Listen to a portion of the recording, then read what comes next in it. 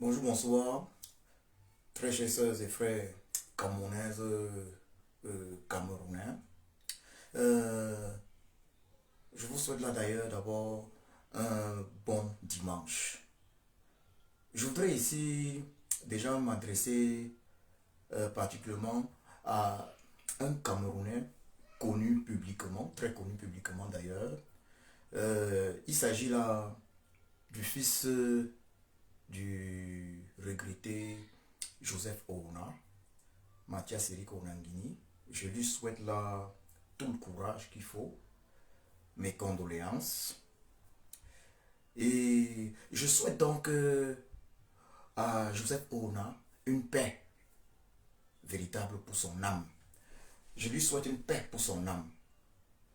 Mais au-delà de cela, je voudrais dire ici que lorsqu'on pense à Joseph Ouna, on ne peut pas oublier, on ne peut pas oublier que Joseph Ouna s'était illustré par des déclarations visant en réalité à réduire les droits des populations bamileke du Cameroun. En effet, Joseph Ouna s'était permis de dire qu'un bamileke étoudie, jamais. Il s'était permis de le dire. Et ça, c'est un problème. C'est quelque chose que nous ne pouvons pas accepter. C'est triste de se rendre compte que Joseph Ouna soit parti dans l'au-delà sans avoir demandé pardon aux Camerounais et au peuple bamileke pour ces déclarations, il faut le dire très clairement, dangereuses pour la paix sociale et l'unité nationale. Malgré cela, nous lui souhaitons une véritable paix pour son âme, car la mort est notre ami commun. La mort est notre destin commun. Oui, un jour ou l'autre, la mort finit par nous sourire à tous. Il faut le dire très clairement. Un jour ou l'autre, donc aujourd'hui, demain ou après-demain, la mort finit par nous sourire à tous. Je suis convaincu que actuellement, et c'est une réalité, Joseph Ouna, paix à son âme, se rend compte dans l'au-delà que sa haine anti-Bamileke n'avait pas de sens, car tout est vanité. Joseph Ouna se rend compte que de son vivant, il aurait dû plutôt prôner l'amour entre êtres humains, camerounais, africains, voilà, et de ce monde. Oui, à quoi bon détester un X ou un Y alors que nous sommes tous censés mourir, alors que notre mort est inévitable, alors que la mort est notre ami commun. Ça veut dire quoi? Joseph Fauna, que tu sois Boulou, Betty et Kam ou Bamideke et je ne sais quoi d'autre. J'en profite là pour m'adresser à Elimbi Lobé. Que tu sois Sawa, Boulou, Betty, Bamideke ou je ne sais quoi d'autre. La mort reste et demeure notre ami et destin commun. La haine d'autrui ne sert à rien. La haine d'autrui ne sert à rien. La haine ne sert à rien. Je voudrais là particulièrement, je vais lire exactement ce que Grégoire Ona nous avait à l'époque. Je vais lire exactement ce que Grégoire Ona nous avait à l'époque. Euh, voilà, je pense que là j'obtiens ça. L'image est là. Voilà. Joseph Ona, je lis là sur cet article, voilà. Ça c'est un journal qui remonte à 1992. 1992, oui, je sais pas. C'est un article qui remonte à 1992 et là, Joseph Ona il le dit clairement, Joseph Ona se déchaîne, c'était le journal L'Indépendant. C'était le journal L'Indépendant. Voilà. Joseph Ona se déchaîne. Voilà, c'était le nouvel indépendant. Le journal Le Nouvel Indépendant. Il se déchaîne et dit, et déclare, ça c'est dans les années, je n'arrive pas à voir la date, c'est où? Dans les années 90, 92. Joseph Ona se déchaîne et déclare, un Bamileke étudie jamais. Joseph Ona déclare qu'un Bamileke ne pourra jamais être à étudier. Ça, ce sont les propos de Joseph Ona. Ce sont les propos de Joseph Ona. C'est regrettable. C'est triste. Nous formons tous un pays multi-ethnique. Il y a des Boulbetiekam, il y a des Sawa, il y a des Tupuri, il y a des Fulbe, il y a des Bamenda, il y a des Bakweri, il y a des Bassar, il y a des Pygmées. J'aurais dû commencer par les Pygmées. Il y a de nombreux peuples au Cameroun. Il y a des Bamileke. Et il n'y a pas un seul peuple qui puisse être exclu de la gestion, qui puisse être exclu. Donc, il n'y a pas un seul peuple, que dis-je, dont les filles et fils puissent être exclus de la gestion de la chose publique, puissent être exclus de l'accession à la magistrature suprême. Il n'y a pas un seul peuple dont les filles et fils doivent être exclus de l'accession au poste de président de la République du Cameroun. Donc, c'est triste que Joseph Ona, après ces terribles déclarations des années 90, un Bamileke a étudié jamais. Après, c'est des déclarations funestes.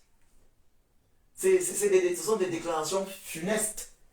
Après que Joseph Ona lui a dit, il est regrettable que le régime bien n'ait rien fait. N'ait rien fait pour le recadrer.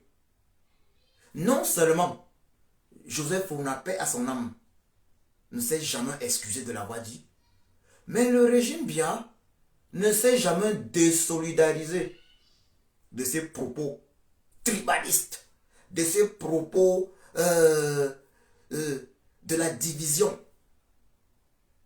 Ces propos qui n'avaient rien à voir, strictement rien à voir avec l'unité nationale, avec la paix pour notre pays. J'arrive ma chérie, j'arrive. Je suis dans une vidéo. Je suis dans une vidéo, j'arrive. Voilà.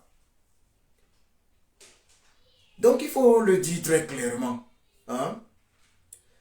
Joseph Ona, paix à son âme, n'a pas joué un rôle positif pour le Cameroun, la terre africaine appelée Cameroun. Joseph Ona a été un diviseur, soutenu un diviseur tribaliste.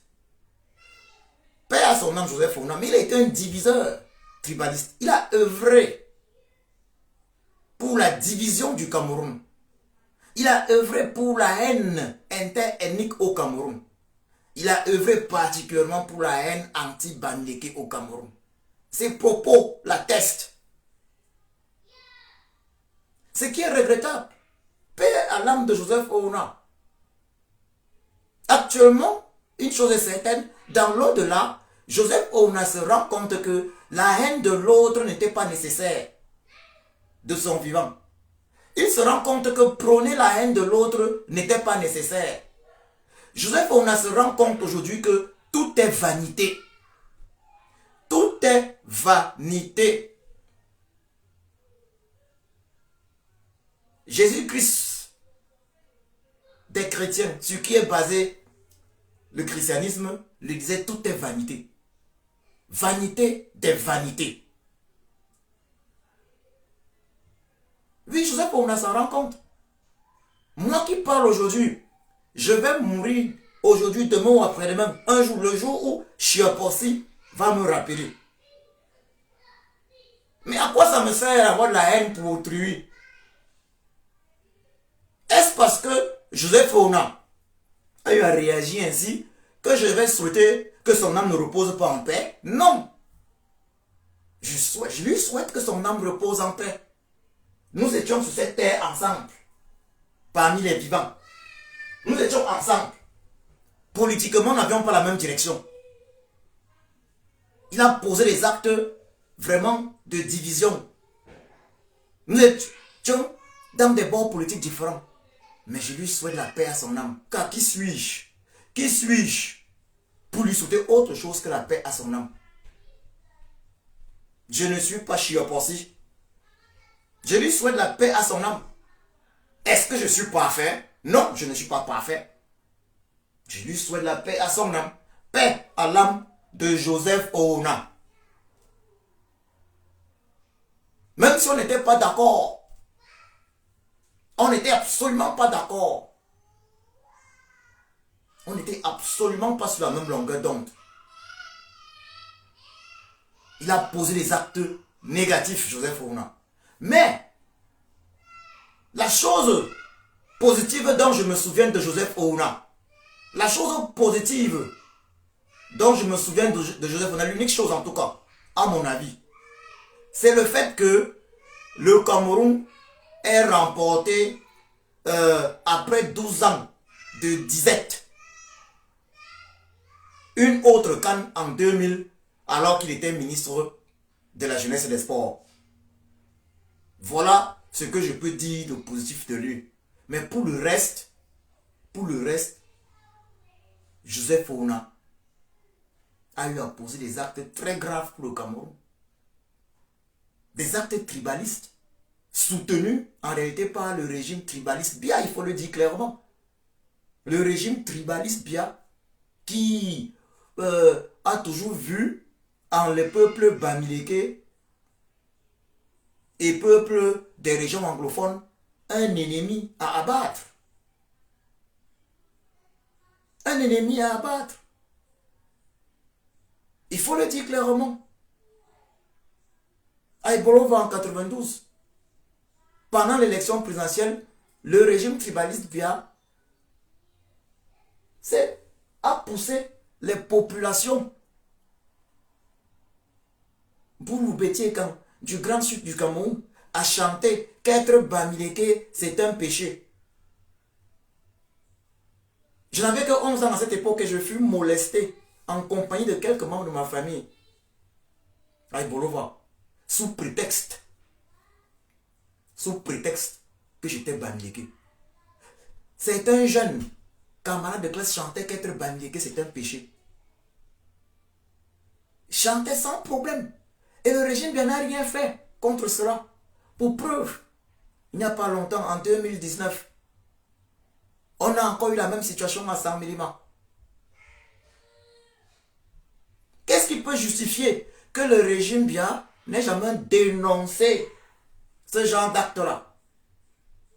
Qu'est-ce qui peut justifier que jusqu'aujourd'hui, le régime tribaliste, parce qu'il faut le préciser, le régime Biya est tribaliste, mais il est terriblement anti-bamileke. Qu'est-ce qui peut justifier que jusqu'aujourd'hui, le régime Biya n'ait jamais pris des dispositions afin que le génocide des peuples bamileke et Bassa soit reconnu dans le monde? Oui, il y a eu le génocide des peuples bamileke du milieu des années 50 au début des années 70 par l'armée coloniale française et leur chef Ahidjo, président de la République du Cameroun par la suite, dès 1960. Mais comme c'était un génocide des peuples bamileke, puisque même les colons français disaient que le Cameroun part aux indépendances avec un caillou dans sa chaussure, le peuple bamileke, le régime n'a jamais rien fait afin que le monde entier reconnaisse que la France est coupable d'un génocide des peuples bamileke Bassa au Cameroun, afin qu'un dédommagement soit, afin que l'histoire le reconnaisse. On parle de génocide de plus de 500 000 morts. Mais la haine anti-bamileke, le régime tribaliste Biya est particulièrement anti-bamileke, il faut le dire clairement. Sinon, comment peut-on tolérer? Comment ce régime peut tolérer? A-t-il pu tolérer, peut tolérer que les enfants chantent dans des écoles qu'être bamniqué, c'est un péché? Il y a des jeunes filles à l'époque. Vous vous rendez compte? Ce que ce régime a créé? Vous restez là chez vous, certains camarades vous disent que non, en 92, ils vont venir violer vos soeurs parce qu'elles sont bamilekées. Ils espèrent le désordre pour venir violer vos soeurs et vos mamans. Et ce sont des choses comme ça que Joseph Ouna a soutenu. Paix à son âme. Oui, je dis une fois de plus, paix à son âme. Je lui souhaite la paix à son âme. On a vécu cette terre, on n'était pas d'accord. Mais nous tous, on va passer pour aller dans l'au-delà. C'est là où nous tous on comprend que tout est vanité. Et je souhaite du courage à son fils, Mathias Eric Onangini, très connu, qui prend également des positions qui ne sont pas forcément, il faut le dire clairement, il a régulièrement attaqué, on est libre d'avoir des adversaires politiques, il a régulièrement attaqué par exemple le président élu du Cameroun en dehors de toute fraude électorale, le professeur Maurice Kamto, en dessous de la ceinture. Il a régulièrement, il s'est illustré, Mathias Eric Onangini, par des propos indécents concernant la guerre dans le Nozo. On n'est pas d'accord, mais je lui souhaite du courage. Et je vous le dis clairement. Est-ce que la mort de Joseph Ouna, paix à son âme, me fait plaisir? Non. La mort de Joseph Ouna, à mon niveau, ne m'apporte rien. Je ne souhaite pas le malheur dans les familles des autres, dans les familles d'autrui. La mort de Joseph Ouna n'apporte rien de plus pour le Cameroun. Rien de plus, qu'il soit vivant ou mort. Ça ne change rien à la situation du Cameroun. Je ne peux donc pas être content. Je ne souhaite pas les malheurs dans les familles les uns et les autres. Mais il faut que je vous le dise. Paul Biya nous a promis en 2004. Il nous a promis en 2004. C'était 2004. Il nous a donné rendez-vous, pour ses funérailles en 2004. C'était en 2004 qu'il donnait rendez-vous, dans 20 ans. Ça veut dire 2024 qui est arrivé ici. Maintenant, si Paul Biya tient sa promesse, il nous dit aujourd'hui qu'il part. Il faut que je vous le dise clairement. Si Paul Biya nous dit aujourd'hui que, ok, il a décidé que ses funérailles, on doit assister à ses funérailles maintenant. Moi, personnellement, en tant que Camerounais, je serais content. Je serais content parce que la mort de Paul Biya signifierait qu'il y aura un changement à la tête du Cameroun au moins. Une chose est certaine, Paul Biya meurt aujourd'hui, il y a un changement à la tête du Cameroun. Mais cela ne sous-entend pas que je souhaite du malheur aux membres de sa famille. Nous tous sommes appelés à mourir. Cela ne sous-entend pas que je souhaite du malheur aux membres de sa famille. Et je vais souhaiter à Paul Biya une paix pour son âme également. Parce qu'il faut le dire clairement, Biya est vivant. Et de son vivant, actuellement, il est vivant. Depuis, je suis né en 1981. Ça veut dire que j'ai seulement goûté un peu à Idjo. J'ai goûté un peu à Idjo. Et après, c'était bien jusqu'aujourd'hui. J'ai goûté un peu à Idjo. Donc, on peut dire que toute ma vie, c'est seulement Paul Biya que j'ai connu comme président de la République du Cameroun. Et les choses vont mal au Cameroun. Absence d'eau potable. Partout, même dans la capitale.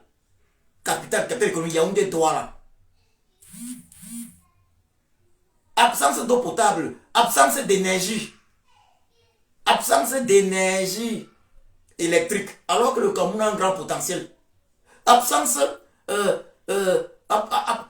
absence d'infrastructures routières. Absence d'infrastructures sur le plan sanitaire, hôpitaux de référence. Absence d'universités de référence.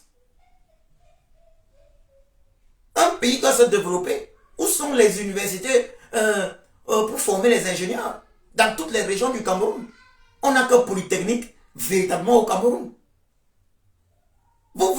On veut construire quel pays sans ingénieurs? Aucun pays ne peut se former sans ingénieurs. Sur le plan de la santé, nous n'avons pas toutes les spécialisations au Cameroun.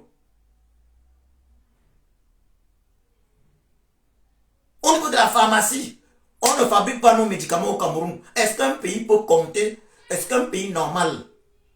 Nous sommes entre guillemets indépendants depuis, c'est combien? Depuis 1960. Bien au pouvoir depuis 41 ans, 1982. Il n'a pas pensé à nous offrir cette indépendance sur le plan sanitaire, que le Camerounais lambda puisse se soigner au Cameroun, où est l'hôpital de référence de Formaka. Donc, si Biapa maintenant, je serais content parce que il y aura, quoi qu'il en soit, un changement dans la tête du Cameroun. Mais je vais lui souhaiter paix à son âme. Que oui, si je vois, je vais dire oui, de ton vivant, ça n'a pas donné. Tu as été un malhonnête. Parce qu'il faut le dire, Paul Biya, c'est un fils de pauvre catéchiste.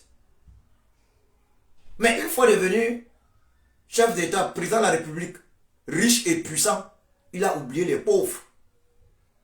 C'est ça qui est triste. Paul Biya, Paul Biya n'était pas le fils d'un riche. Paul Biya n'a jamais été le fils d'un riche. Mais de son vivant, il a oublié les pauvres. J'en profite là pour m'adresser à tous ceux-là que, dès qu'ils sortent de la galère, Nganou Francis, Samuel Eto'o et autres, dès qu'ils sortent de la galère, ils posent les actes contre ceux qui misèrent. Ou même Chantal Biya. Il faut le dire la vérité. On ne demande pas, par exemple, à Nganou Francis de prendre, on ne demande pas à Nganou Francis de prendre son argent donné au peuple, par exemple. Mais de poser les actes qui sont positifs pour le peuple. Au lieu de se pavaner, là, avec ceux-là qui ont mis le Cameroun dans les problèmes. Parce qu'il faut le dire, M. Biya a mis le Cameroun dans les problèmes depuis 82. Depuis 82. Donc, si Biya disparaît là, pour moi, en tant que Camerounais, je serais content que il va y avoir un changement à la tête du Cameroun. Bien lui-même, il nous a dit en 2004 que rendez-vous dans 20 ans, donc c'est cette année-ci. Et on le dit clairement, on espère que il ne va pas frauder encore même le jour de sa mort, parce qu'il nous a habitués à l'excellence dans la fraude. C'était en juin 2004 que Biya parlait à Simalène. Il nous disait que si vous vous intéressez à mes funérailles, rendez-vous dans 20 ans. Et nous sommes là, voilà 20 ans. C'est la 20e année. Donc on espère que Biya ne va, même sa mort, il ne va pas frauder, il ne va pas truquer. Voyons voir si même sa mort, il va truquer.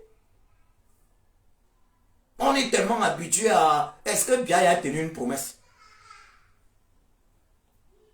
Il faut dire la vérité. Biya lui-même doit savoir, s'il disparaît, la majorité des Camerounais seront contents. Ceux qui seront mécontents, vraiment, de sa disparition, c'est ceux qui profitent directement de lui. Ses ministres, voilà. En fait, les gens qui profitent vraiment de lui, son entourage. Ceux qui seront mécontents. Évidemment, sa famille. Et naturellement, pour sa famille, je serais désolé. Pour sa famille, je serais désolé. Ben, je vais lui souhaiter paix à son âme. Parce que ça, c'est déjà autre chose. Ça ne me concerne plus. Là, il aura à traverser. Si je suis possible me permet de voir ce jour. Mais je serais content pour le Cameroun que on va voir quand même les choses bouger. On va voir quand même un changement. On va voir probablement quoi qu'il en soit un nouveau management. Et normalement, si M. Biya pensait à nous les Camerounais, il devait prendre des dispositions pour préparer l'après lui. Il ne devait pas être dans une logique de mourir au pouvoir. Afin de créer des troubles dans notre pays. On avait vu quand Houphouët-Boigny était mort en Côte d'Ivoire. Oui, il faut le dire. Il y a des morts qui... Je ne veux pas... Pourquoi est-ce que Quel est l'intérêt que j'ai? Je n'ai aucun intérêt à voir un Joseph Ona traverser. Il n'y a pas d'intérêt. Maintenant, il y a des gens, par exemple, pour qui on doit avoir l'intérêt. On voit bien que si Monsieur Ba, si Monsieur Bia tient sa parole, sa promesse, que non, on doit organiser ses funérailles cette année 2024, la majorité des Camerounais seront contents. Il y a maintenant également des méchants, des petits méchants. Il y a également des petits méchants, par exemple, ceux dont la disparition peut faire plaisir. Il y a des gens qui torturent, par exemple, les prisonniers politiques. Il y a des méchants qui torturent des prisonniers politiques. Il y a des policiers, des militaires méchants qui torturent les populations civiles. Mais quand ils disparaissent, quand ils traversent, on est content parce qu'on sait que là où ils sont partis, là, ils ne vont plus faire du mal sur terre. De l'autre côté, ils vont comprendre que faire du mal ne sert à rien car tout est vanité. Mais nous, on reste contents parce qu'au moins, ils ne feront plus du mal. Maintenant, il y a des gens qui ont des postes de responsabilité dans la police ou je ne sais où, qui prennent des décisions toujours méchantes contre le peuple. Quand ils disparaissent, on est content parce qu'on sait qu'ils ne feront plus la même chose. Que cela ne sera plus possible, ils ne vont plus faire du mal directement, ils ne vont plus donner des ordres pour tuer les populations. Mais ça ne veut pas dire que on se réjouit de la douleur pour sa famille, pour leur famille, non. On se réjouit du fait qu'ils ne pourront plus faire du mal. Parce que on ne peut pas se réjouir de la mort d'un individu, d'une personne, puisque nous tous, on va traverser. On ne peut pas se réjouir de la douleur que d'autres personnes éprouvent quand ils ont perdu une personne qui leur était chère. En tant qu'être humain, nous ne souhaitons pas que d'autres se réjouissent. D'autres se réjouissent lorsque nous perdons des personnes chères. Et pourquoi, si nous ne le souhaitons pas pour nous, alors nous n'allons pas nous réjouir quand d'autres, même ce sont des adversaires politiques, même des ennemis, quand d'autres perdent des personnes chères, nous n'allons pas nous réjouir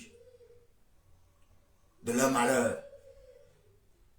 Mais, il y a des morts, il y a des morts, il y a des personnes lorsqu'elles meurent, cela devient un avantage pour le peuple. Il y a des personnes que lorsqu'elles meurent, cela devient un avantage pour le peuple.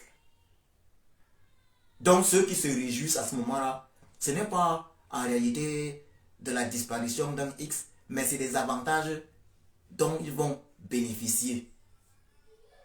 Et nous on souhaite un changement à la tête du Cameroun.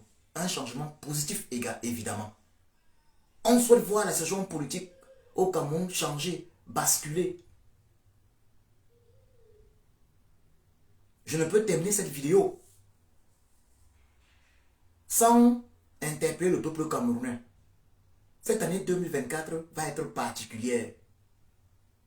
Elle va être particulière. Je vous assure, elle va être particulière. Ce n'est pas un hasard si M. Bia a eu à donner rendez-vous pour ses funérailles cette année 2024. Ce n'est pas un hasard. Ce n'est pas un hasard. Les gens comme M. Bia, c'est des gens mystiques. Mystiques. C'est des gens mystiques qui voient des choses même sur 20 ans. Je vous le dis encore, ce n'est pas un hasard. L'année-ci va être particulière. Que chacun se prépare.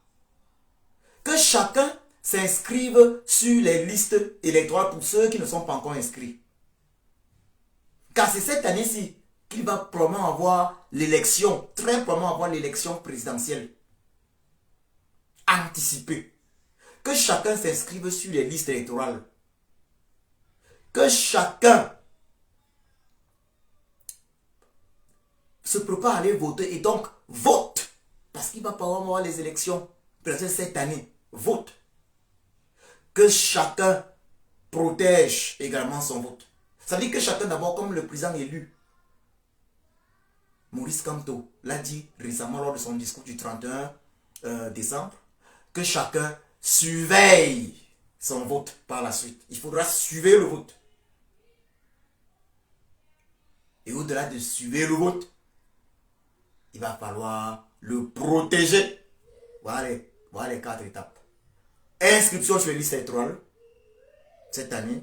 Et comme il va y avoir très probablement les élections présidentielles cette année, il va falloir voter. Sans inscription sur les listes électorales, vous ne pouvez pas voter. Il va falloir suivre le vote. Ça veut dire que vous ne votez pas et vous rentrez à la maison comme une chef. On sait que M. Biapol est spécialiste de la fraude, de coups d'état électoraux. Vous devez donc suivre vos votes. Après avoir suivi vos votes, il y a une autre étape. Il y a une autre étape. Vous devez protéger le vote. C'est très important. C'est très important. Il ne faut pas oublier. Inscription sur les listes électorales. Et je souligne ici avec insistance. Le 31 août 2024, vous ne pourrez plus vous inscrire sur les listes électorales. Ça veut dire que c'est maintenant en janvier, février, mars qu'il faut le faire. Il faut le faire maintenant. Allez vous inscrire sur les listes électorales. C'est un devoir de citoyen. C'est un devoir des citoyens, tout comme payer les impôts. Allez vous inscrire sur les listes électorales. Une fois de plus, mes condoléances et du courage à Mathias Eric Onangini et les proches de Joseph Founa, ceux qui l'aimaient particulièrement, sincèrement. Joseph Founa, paix à son âme, paix à ton âme. Tu es parti, tu as rejoint l'au-delà. Aujourd'hui, demain ou après-demain, nous sommes tous appelés à te rejoindre dans l'au-delà, car la mort est notre destin et ami commun. Sur cette terre, nous n'avions pas été d'accord, mais paix à ton âme. Au revoir.